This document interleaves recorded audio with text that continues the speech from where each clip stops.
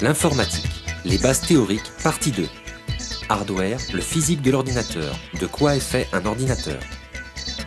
Il y a plein de fouillis dans et autour de l'ordinateur. La partie principale est appelée unité centrale. Les parties qui entourent l'unité centrale sont appelées périphériques.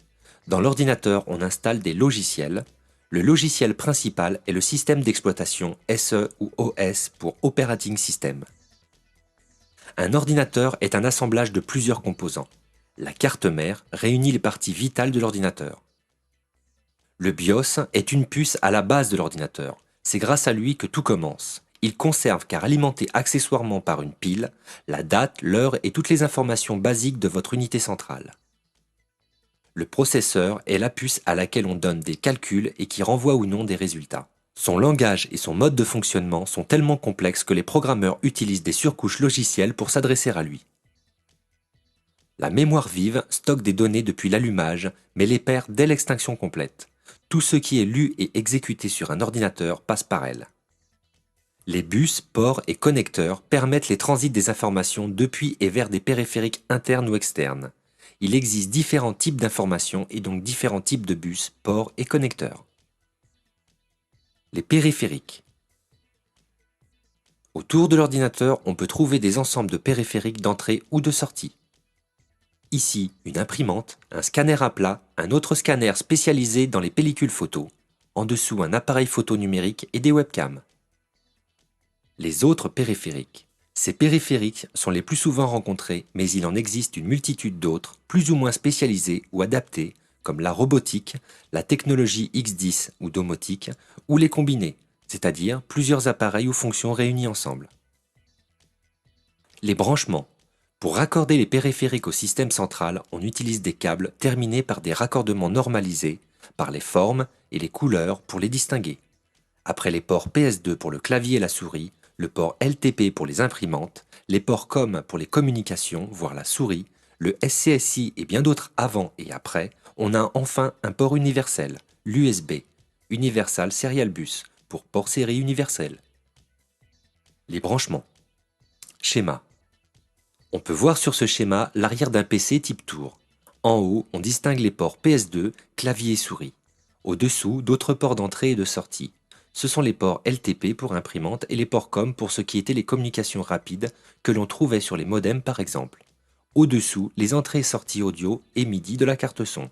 Le port MIDI servait aussi à brancher les anciens joysticks. Insérées perpendiculairement à la carte mère, on trouve les cartes filles. Ici, 3 cartes. La carte graphique pour connecter l'écran, une carte modem pour se brancher sur une ligne téléphonique et émuler un répondeur téléphonique ou un fax, et une carte son. Pour finir, au-dessus des ventilateurs, 2 connecteurs électriques, un pour alimenter la tour, puis un autre pour alimenter l'écran depuis cette tour. La normalité est plutôt d'alimenter l'écran indépendamment de la tour. La plupart de ces connecteurs disparaissent remplacés par l'USB et le sans-fil. Sur ce second schéma, on retrouve les mêmes entrées et sorties. On remarquera à quel point ils sont différents. En aparté, l'USB, voici des représentations de ports USB ainsi qu'une multiprise USB appelée hub. L'interface homme-machine. Un ordinateur, ce sont des échanges entre un homme et un processeur. Pour converser, il faut envoyer des informations dans l'ordinateur et qu'il puisse y répondre. Le clavier et la souris. Entre le ou les donneurs d'ordre et la carte mère, les outils les plus connus sont le clavier et la souris. Chacun a évolué dans le temps, plus ou moins poussé et concurrencé par d'autres types de procédés dits de pointage, comme les tablettes graphiques, tactiles, les touchpads pour les portables et bien d'autres.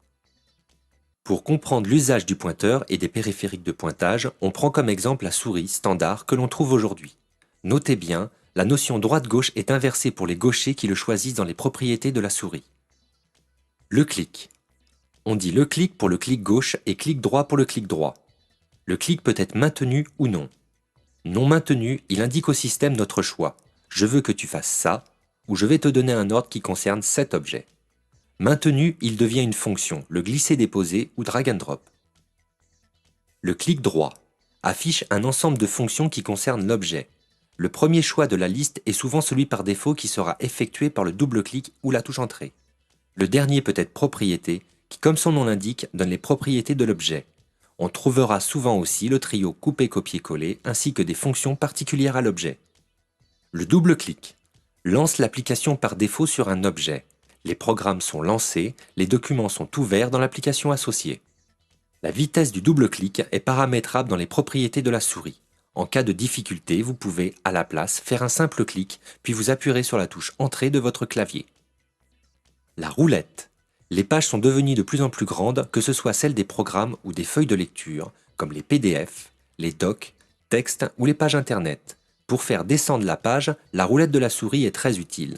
Pour l'utiliser, il suffit de se mettre n'importe où sur la page et de faire rouler la roulette.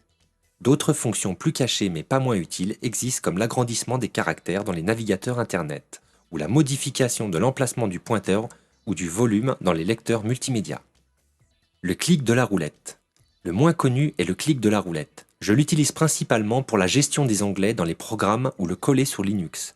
Dans un navigateur Internet, un clic roulette sur un lien ouvre le lien dans un nouvel onglet. Un clic sur l'onglet le ferme. Machine. Le clavier.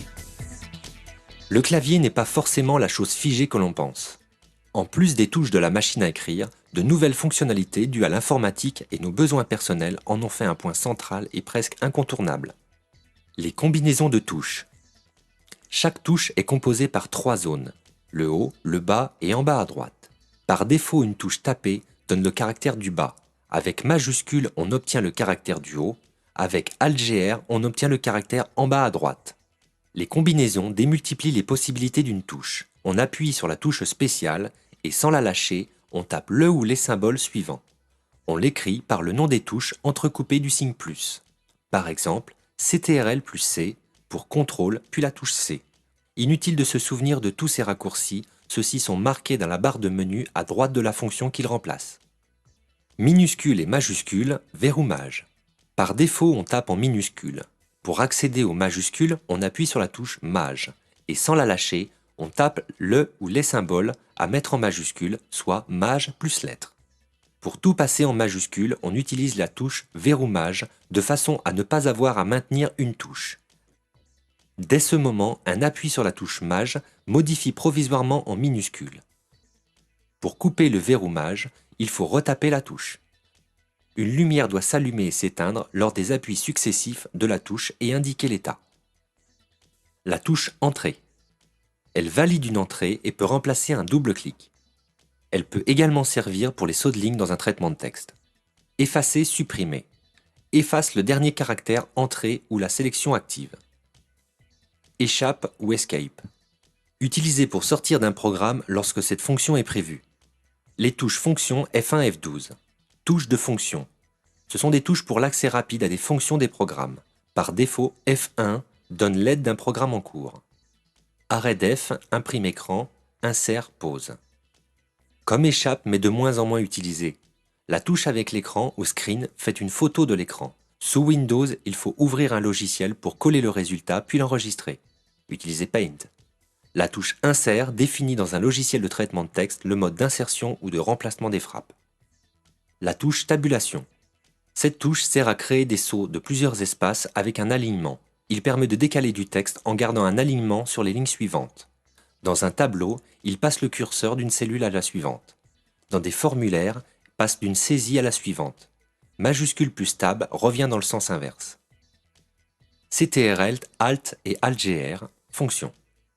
On dit CTRL pour CTRL, Alt pour ALT, Alt+GR pour ALT+GR et fonction pour FN. CTRL et les touches Alt donnent accès à des raccourcis clavier. Fonction se trouve sur des ordinateurs portables pour accéder à des fonctions représentées sur le clavier par des pictogrammes de la même couleur que cette touche, soit, le plus souvent, bleu. Allume et éteint le Wi-Fi, le Bluetooth, le touchpad, l'écran et bien d'autres choses.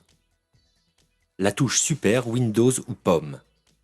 Souvent représentée par les fenêtres Windows, encore une touche à utiliser seule ou en combinaison pour accéder à des fonctions du système.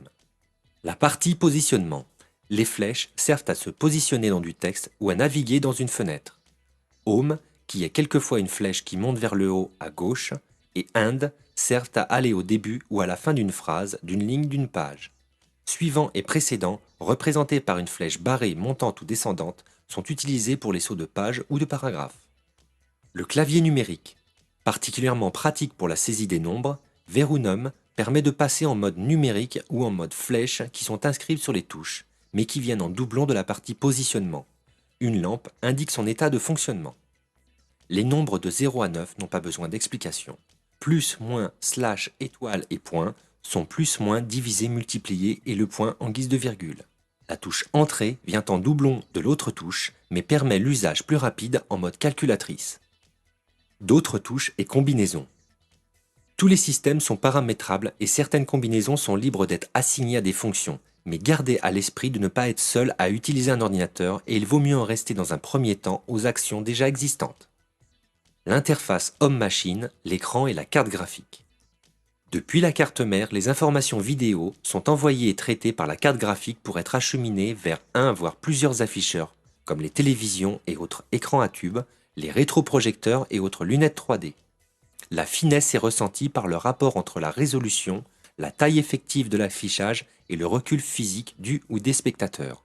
On retiendra pour les comparaisons la résolution exprimée en pixels.